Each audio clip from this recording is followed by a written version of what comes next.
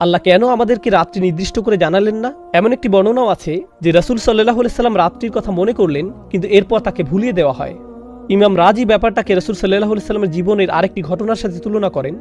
এক ব্যক্তি ঘুমাচ্ছিল। রাসূল সাল্লাল্লাহু আলাইহি সাল্লাম আলী রাদিয়াল্লাহু তাআলা আনহুকে বললেন লোকটিকে নামাজ পড়ার জন্য জাগিয়ে দিতে। তো আলী রাদিয়াল্লাহু তাআলা আনহু লোকটির কাছে গিয়ে তাকে নামাজের জন্য জাগিয়ে দিলেন। আলী তখন জিজ্ঞেস করলেন, সাধারণত আপনি নিজেই এই ধরনের কাজ করতে পছন্দ করেন, আপনি আমাকে কেন করতে বললেন?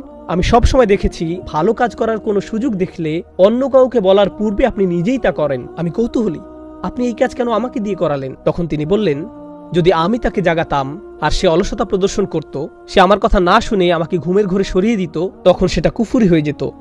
সে যদি তোমার প্রতি বিরক্তি প্রকাশ করত, তাহলে প্রমাণ হতো সে শুধু অলস। সে যদি আমার কথা না শুনতো, তাহলে সেটা অনেক বড় একটা ব্যাপার হতো। ও আলামু আন্না ফীকুম রাসূলুল্লাহ।